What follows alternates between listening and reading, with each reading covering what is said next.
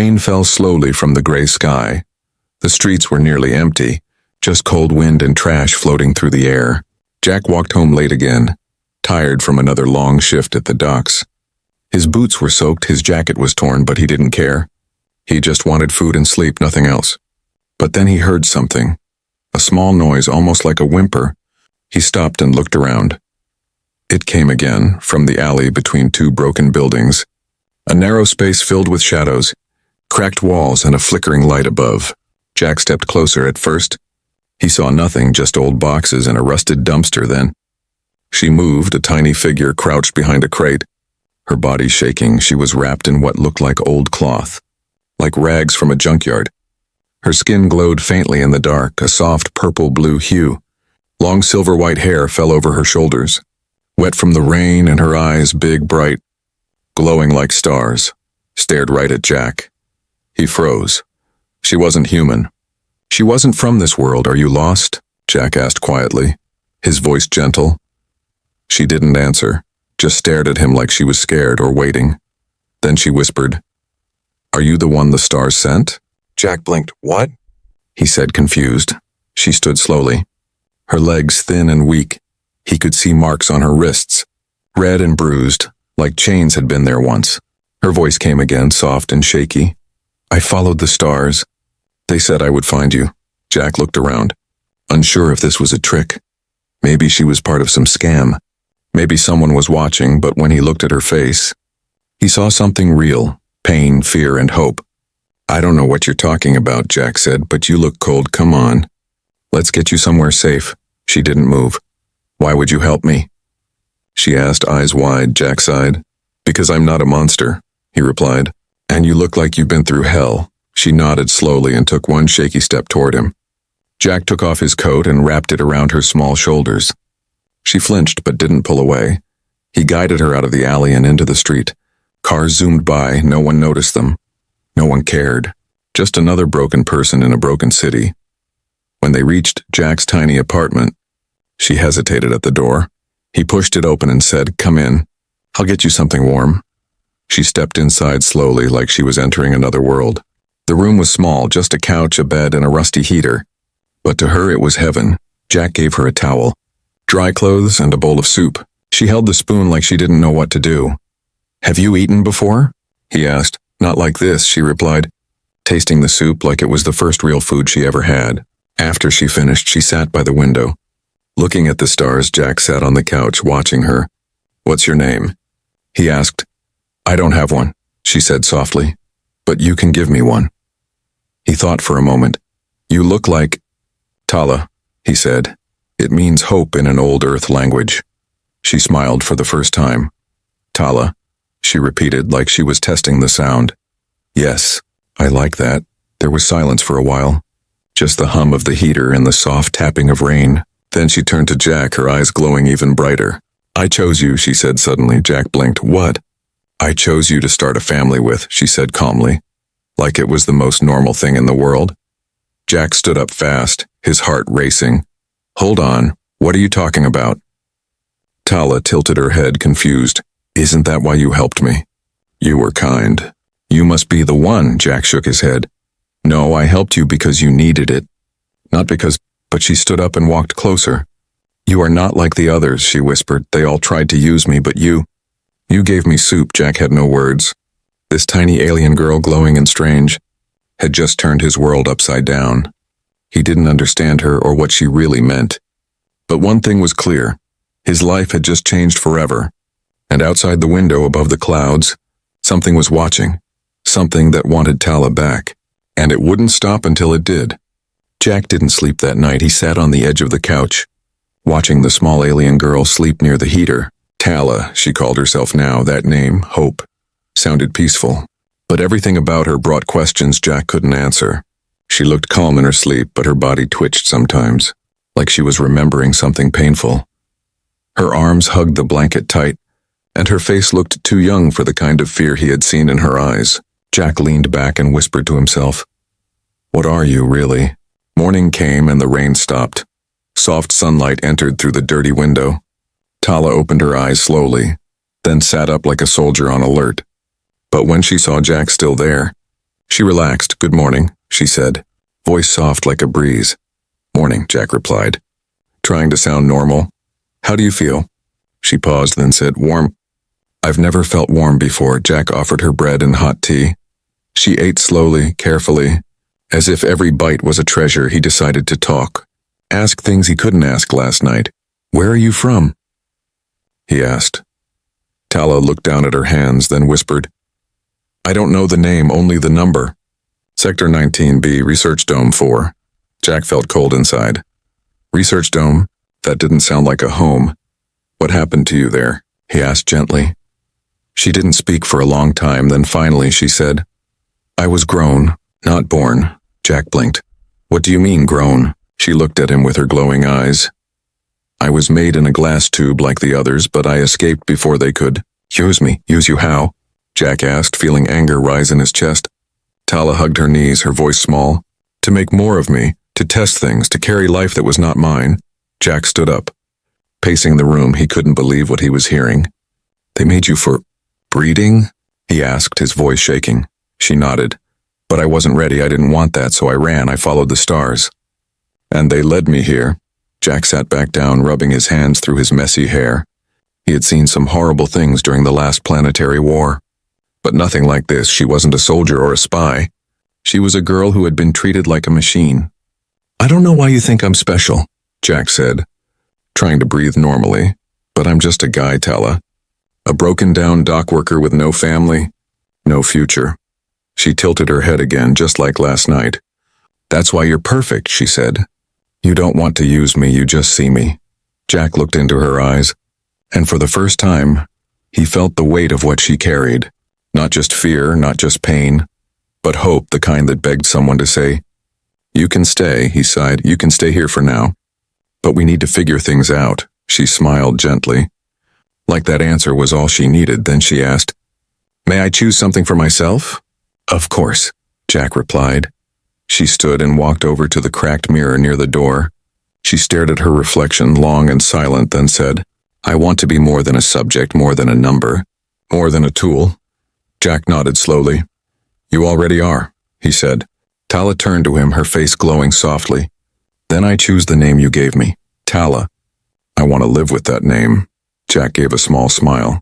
"All right, Tala it is." Just then a beep came from Jack's old comlink on the wall. He checked the signal. It was strange, not from any of the regular networks. It was a short encrypted message, no sender ID, just one line. "Asset 42 has been located, prepare for retrieval." Jack's stomach turned. He looked at Tala. She hadn't heard it, but her body had suddenly gone still. She looked toward the window, her fingers tightening on the blanket. "They're coming," she whispered. "How do you know?" Jack asked, heart pounding. "I always know," she said. "My bones feel it. Like a storm under the skin." Jack stood, grabbed his old tools. "All right, then we move now." "But where?" she asked, scared. Jack looked out the window toward the hills outside the city. "I have a place, a hideout I used during the riots. No one's touched it in years." Tala reached out and grabbed his hand. "Why are you doing this?" she asked, voice trembling. Jack looked down at her and said, "Because no one helped me when I needed it. And I won't make the same mistake." She nodded slowly. And they both rushed to pack, but outside, high above the clouds, black ships were already turning, and something with glowing red eyes whispered, "She will not escape this time." The city was waking up, but Jack was already gone. He and Tala moved fast through back alleys. Hiding under thick coats and shadows, she kept her hood low, her silver hair tucked away. Jack led the way, his old instincts from the war kicking in again. He knew how to disappear. But this time it wasn't just his life on the line. They reached an old service tunnel near the edge of the city. Broken gates, rusted stairs, and dark dripping pipes surrounded them. Jack led her deep underground through layers of forgotten metal and dust. "This used to be a shelter," he said. "No cameras, no trackers, no eyes." Tala looked around, silent but alert. Her fingers ran along the walls, her eyes glowing softly in the dark. "This place is quiet," she whispered. "No voices in the air." Jack raised an eyebrow. "Voices?" She nodded. "They talk to each other, machines. Signals, sensors, everything, they talk. Even when no one listens." Jack didn't understand half of what she meant. But one thing was clear. She had senses far beyond human. maybe even beyond what she realized herself. As they settled inside the shelter, Jack handed her some old clothes to change into. While she changed, he checked his gear, his pulse scanner, his weapon, his tools. Then he noticed something. The scanner picked up a faint pulsing signal, too steady to be natural. It was coming from Tala. He grabbed a handheld device and carefully approached her. "Tala," he said gently, "don't be scared. I need to scan you." She turned slowly, her expression calm but her eyes sad. "I know what you'll find," she said softly. The device beeped near her neck. There it was, an implant, small, hidden just beneath her skin. A tracking unit, possibly more. "How long have you known?" Jack asked, frowning. "Since the day I escaped," she replied. "But I was afraid to touch it. If I remove it, they'll know." Jack clenched his jaw. "Too late for that," he muttered. He ran a quick diagnostic, yes. The signal had activated when he scanned her yesterday. They were already on their way. "Tala, we need to remove this thing, now," he said. She flinched but nodded. He opened his toolkit and prepared the surgical laser. "You'll feel some heat," he warned. "I can take pain," she said. "I was made for it." That line hurt Jack more than he expected. He began the process. Careful cuts. Slow pressure, keeping her still. Tala stayed quiet, her hands gripping the side of the chair. When the implant popped out, it blinked red once, twice, then stopped. Jack dropped it into a lead container and sealed it tight. "It's out," he said, wiping his hands. But Tala didn't look relieved. Instead, she looked scared. "They'll come faster now," she whispered. "They always do after removal." Jack stood and turned on the comm silencer, a device to block signals in and out. But he knew she was right. Removing the implant was like lighting a flare in the sky. He sat beside her. "Tell me more about them," he said. "Who are they?" She hesitated, then spoke. "They're called the Collectors. Not their real name, but that's what the others called them." "Others?" Jack asked. "There were others like me," she said. "Grown in glass, trained in silence, chosen to carry their future." Jack felt sick. He had heard rumors about hybrid programs, but most people thought they were myths, Tala continued. "They want to create a perfect link between species, one that can survive any world. Carry any seed, follow any command. And you escaped that?" Jack asked, amazed. "I ran before they bonded me," she whispered. "I stole a ship. I followed Starlight. And I ended here." Silence filled the shelter. Jack leaned back, letting everything sink in. Tala wasn't just an alien girl. She was the key to something bigger, something terrifying. And now she had trusted him, a broken man hiding from his own past. Suddenly the scanner beeped again.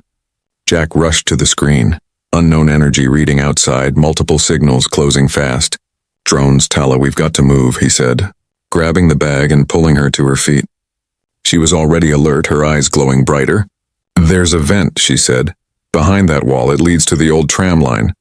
Jack nodded. Trusting her instinct, they broke the grate, slipped into the vent and crawled through darkness and metal. Behind them, the shelter shook. A blast tore through the entry. Flashing red lights and buzzing echoes filled the air. Drones hovered inside, scanning, hunting. Silent like death, Jack and Tala emerged into the tram tunnel. Cold and damp but empty, they ran down the tracks. Her hand in his grip tight. "We'll find a safe place," and he said, "I promise." She looked at him and whispered, "I believe you." Because no one ever held my hand before, high above. A voice on the collector ship spoke into the dark. "We have visual, prepare to intercept." The old tram tunnel was cold and dark. Dust hung in the air like mist. Jack and Tala kept walking through the silence. Only their footsteps echoed on the broken metal floor. Each step took them deeper into the forgotten places beneath the city. But they were not safe, not yet. Jack's breath was heavy. Tala walked beside him, small and quiet. She didn't ask where they were going. She only looked ahead with calm eyes, like she had accepted everything, even the danger chasing them. "We can't run forever," Jack said.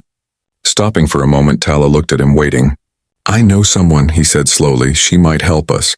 If she's still alive. They changed direction. Moving toward a hidden ladder Jack remembered from years ago. It led to an abandoned tunnel junction. And above that, Layla's place. Layla wasn't just an old friend, she was a smuggler. A hacker, and once someone Jack loved. But that was long ago, before the war. Before everything went dark, now he needed her help again. And he knew she wouldn't give it for free. They reached the hideout entrance. A metal door sealed with a digital lock. Jack knocked 5 times, paused, then knocked twice. The scanner blinked, and a voice answered. Jack? Even through the metal, Layla's voice sounded sharp and amused. You're still alive. I need help, Jack said. Let me in. The door hissed open, and Layla stood there, holding a plasma pistol. Her hair was short, her jacket full of tools and wires. She looked older, harder, but her eyes still held that fire. Who's the kid? She asked, nodding at Tala. She's not a kid, Jack said. And she's not safe. Layla raised an eyebrow. Oh, I know trouble when I see it, she said, stepping aside. Come in. Inside was a maze of screens, wires and tech stolen from 10 worlds. Tala looked around, silent, her fingers brushing over machines like she understood them. Layla poured a drink and sat down, staring at Jack. So talk, she said. What kind of storm are you running from? Jack told her everything. About Tala, the lab, the implant, the collectors, the chase. Layla didn't laugh or interrupt. She just listened, her face slowly turning serious. You always bring me the best messes, she said finally. Tala's not a mess, Jack said sharply. She's a person. Tala looked at him with soft eyes, then looked at Layla. She doesn't trust me, Tala said. Should I? Layla replied, You've got collector tech in your bones. Tala didn't argue. She just stepped forward and opened her palm. A soft light glowed from her skin, blue veins shifting like water. Then it stopped and she said, I don't want to hurt anyone. I just want to be free. Layla stared at her for a long moment, then looked at Jack. All right, she said. I'll help, but it'll cost, Jack nodded, already expecting it. What do you need? Layla stood and opened a hidden vault in the wall. She pulled out a small black box and tossed it on the table. I've been trying to crack this for 2 years, she said. Old war tech, AI lock system, impossible to open. Jack picked it up. It was heavy, covered in strange symbols. I can try, he said. No, Layla replied. She'll try. She pointed at Tala. Tala stepped forward, curious. She placed her hand on the box. Light pulsed from her skin. The box opened with a click. Inside were data chips glowing with deep green light. Layla smiled wide. All right, she's amazing, she said. You've got a deal. She went to the terminal and began typing fast. I'll scrub her identity, erase all traces, and get you a transport off-world. Where to? Jack asked. Empty moon, Layla said. Dead zone. No one will follow you there, no signals, no tech. Just space and time, Jack looked at Tala. Her face was calm, but her hands were shaking a little. You okay with that? He asked. She nodded slowly. I just want to be where I'm not hunted. Layla stood up, grabbed her pistol again. But there's a problem, she said. The moment I activated the port access, something pinged back. She turned the screen. Red dots were moving across the map. They know we're here, she said. We've got 10 minutes. Maybe less. Jack grabbed the bag, helped Tala stand. Layla opened a hidden lift under the floor. Take this. Leads to the old shipyard tunnel, she said. What about you? Jack asked. I'll stall them, she said with a smirk. Tell your girl she owes me one. Tala looked at her and whispered. Thank you, Layla nodded, eyes serious. Don't waste this chance, she said. They won't give you another. The lift closed, and Jack held Tala close. Above them, the sound of boots and weapons filled the halls. But below, freedom was waiting for now. The lift dropped into darkness, fast and shaky. Old wires groaned as the platform moved through the forgotten tunnels. Jack held Tala close, one arm wrapped around her shoulders. She didn't speak, but her glowing eyes stared up at him. Full of trust. Jack didn't deserve that trust, but he would protect her anyway. Above them, Layla was buying time. Her weapons, her traps, her tricks. She was ready for a fight. Jack hoped it would be enough. He didn't want to lose another friend. Not today. The lift stopped with a loud thud. They stepped off into an old shipyard tunnel. Rust-covered walls, blinking lights, and broken signs surrounded them. It smelled of oil and dust, but Jack remembered the way. He had helped build this place once, during the last war. This way, he said, grabbing a crowbar and opening a sealed hatch. Tala followed, silent but alert. Her steps were light, like she didn't even touch the ground. But Jack could feel the tension in her body. She knew what was coming.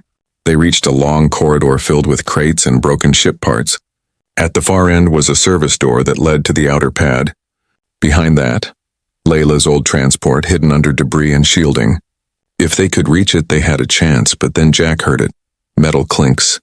Faint buzzing drones. Tala, run, he shouted, pulling out a small plasma pistol. She dashed forward, her feet moving like wind. The first drone came through a broken vent, fast and silent. Jack shot it mid-air. It sparked and crashed into a crate, but more followed. 5, 10, maybe more. Tala reached the door, her fingers glowing as she pressed against the lock. It opened with a hiss. Jack, come on, she cried. He fired again, taking down 2 more drones, then ran for the door. One drone shot him in the leg. He grunted but kept going. Tala grabbed him, helped him inside. The door sealed behind them, but the drones were already cutting through. They had seconds, maybe less. Where's the ship? Tala asked, looking around the hangar. Jack pointed at a giant tarp near the back. There. She ran to it, pulled the cover off. Underneath was a small, sleek transport. Old, dusty, but intact. Jack limped over, climbed into the cockpit and powered it up. Lights blinked. Engines hummed. It was alive. Tala sat beside him, eyes wide with awe. Can it fly?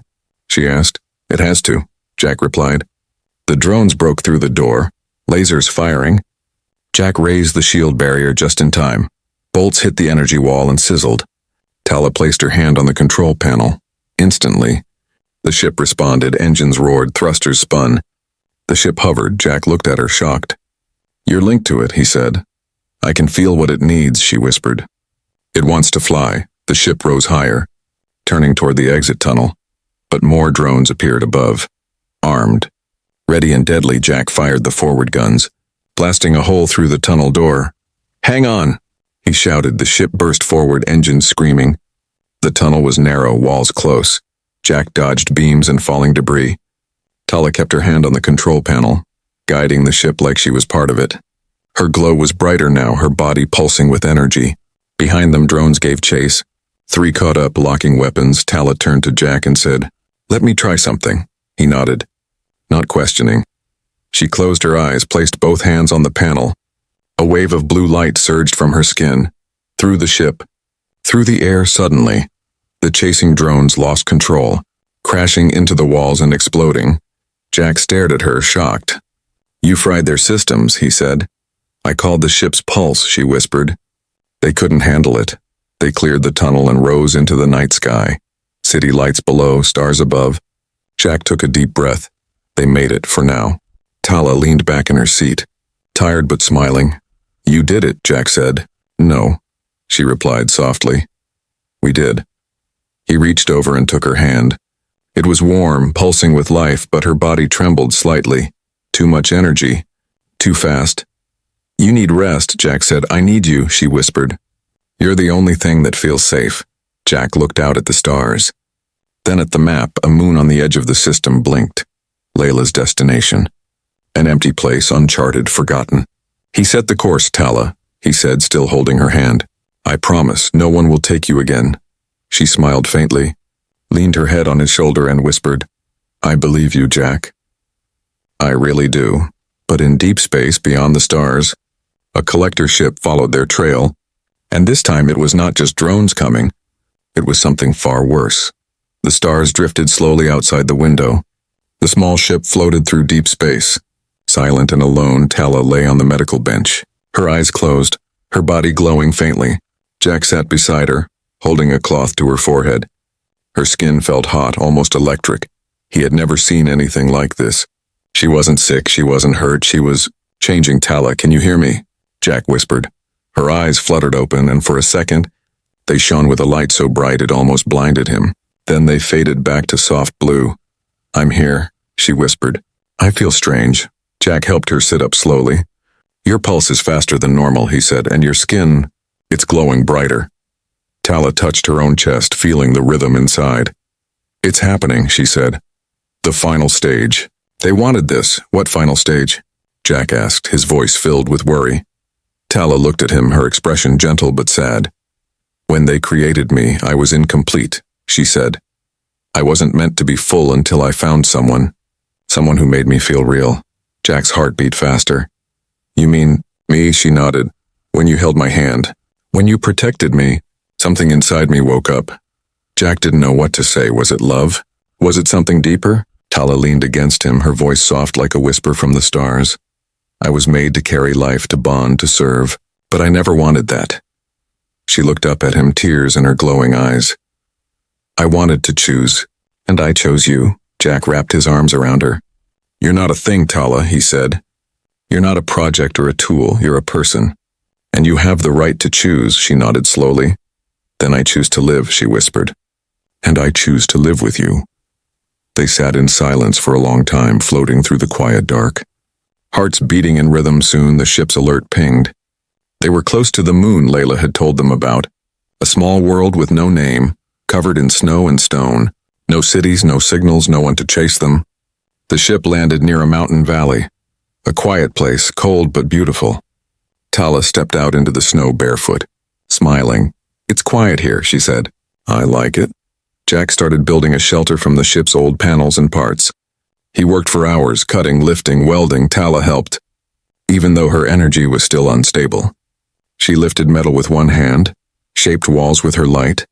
Jack watched in awe as she moved like the wind. At night they sat near the heat core. Wrapped in blankets, Jack made soup from survival packs. Tala sat close, her head on his shoulder. This is what I dreamed of, she said, not wires and tubes. Just warmth and someone to share it with, Jack smiled. You dreamed of this? Since I escaped, she said. I didn't know what love was, but I felt it when you looked at me. Like I mattered. Jack touched her hand gently. You do matter, more than you'll ever know. Tala leaned closer and whispered. I feel something new inside me, Jack. Not from them, not from labs. Her hand touched her stomach. It's small, but it's there, Jack's eyes widened. You mean? She nodded. It's not from programming or plans, it's real. It's ours. Jack felt a wave of emotion crash through him. This wasn't just about escape anymore, it was about building something. A future, a life, a family. He pulled her close and whispered, no matter what comes, I'll protect both of you. But far above their peaceful moon, a ship watched, a black silent ship with no lights. No sound inside it, something stirred. Not drones this time, not collectors, something worse. A voice echoed through the dark chamber. She has reached activation, and the human has triggered full synthesis. Another voice responded. Then we send in the reclamation unit, no survivors. On the moon, Jack and Tala slept under the stars, but their peace would not last. The final storm was coming, and this time, love alone might not be enough. The wind howled over the icy valley. Snow danced like ghosts between the trees. But inside the small shelter Jack built from scrap and love, there was warmth. A soft glow from the heat core filled the room. Tala sat wrapped in a blanket, her hands resting gently over her belly. She smiled as Jack brought her a steaming mug of broth. You're getting good at this, she teased. Jack smirked and sat beside her. I told you I had some hidden talents. She leaned on him, her eyes soft. I never thought I'd feel safe, she whispered. Not even in my dreams outside. Everything was quiet. Too quiet. Jack stood up, his instincts stirring. He stepped outside, scanning the sky. And then he saw it, a black dot in the sky, growing larger. A ship, no lights, no sound. Just darkness moving like a shadow. Tala, he said sharply. Inside. Now she joined him at the doorway, eyes narrowing. It's them, she whispered. They found us. Jack rushed to the supply crate and pulled out his gear, old war armor, dusty but strong. A rifle, 3 grenades, and a heavy-duty plasma cutter. He strapped everything on fast, heart pounding. Tala stood behind him, glowing brighter than ever. Her energy rippled through the room. Jack turned to her. You need to hide, he said. No, she replied. I'm done hiding. The collector ship landed hard, shaking the ground. Its black metal hull hissed as it opened. From the darkness stepped the reclamation unit, tall, armored figures with red lights for eyes. They moved like machines but thought like hunters. And their target was Tala. Return the subject, one of them said, voice flat and cold. No, Jack replied, standing in front of her. She's not yours. Non-compliance will result in termination, the machine said. Jack raised his rifle. Then come try. The first shot hit the snow beside him. Burning it into steam, Jack rolled behind a boulder and returned fire. Tala stepped out, her hands glowing. Light surged from her body, hitting one of the soldiers and sending him flying back. But more came, surrounding them from all sides. Jack fought with everything he had. Old instincts took over. He moved fast, aimed faster. But there were too many.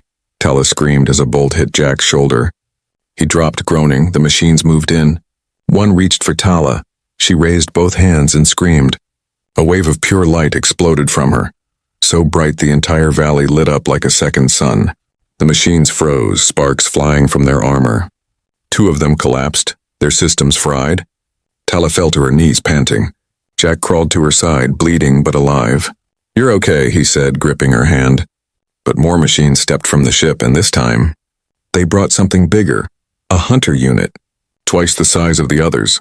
Thick armor, a red core in its chest. It raised its cannon and charged energy. Tala stood again, shaking, her eyes glowing white. "I won't let you take him," she said, her voice full of power, but Jack pulled her back. "You don't have to do this alone," he said. He tossed a grenade at the hunter's feet. Boom! Sparks flew. The blast weakened the machine, but didn't stop it. Tala's body lit up again. But this time, something was different. A second light came from her stomach. The energy inside her had grown. The hunter fired.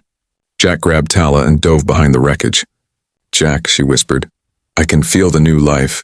It's giving me strength." He looked at her, breathing hard. "Then use it," he said. "Use everything you've got." Tala stood tall, her body surrounded by radiant blue fire. She walked forward as the machines fired again. None of the blasts touched her.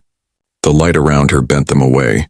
She raised her hands, and with a scream that shook the sky, she released it all. A beam of pure energy exploded from her body. The hunter unit vaporized in an instant. The others turned and tried to flee, but the light swallowed them. The ship's systems collapsed, engines fried. Smoke filled the sky, then silence. Tala collapsed into Jack's arms, weak but smiling. "They're gone," she whispered. "It's over." Jack held her close, tears in his eyes. "You saved us," he said. "No," she replied. "We saved us." Days passed. They repaired the shelter, planted small seeds, built a life piece by piece. Tala's energy settled. No more surges. Only peace. Jack's wounds healed, but his heart stayed full of love. They didn't speak of war again, only of stars and quiet mornings, and the child to come one night under the moonlight. Tala placed his hand on her stomach. "Do you feel it?" she asked. He nodded. "A new beginning," he whispered. And in the silence of that frozen world, far from labs, guns, and darkness, they started the family they were never meant to have, but always destined to build.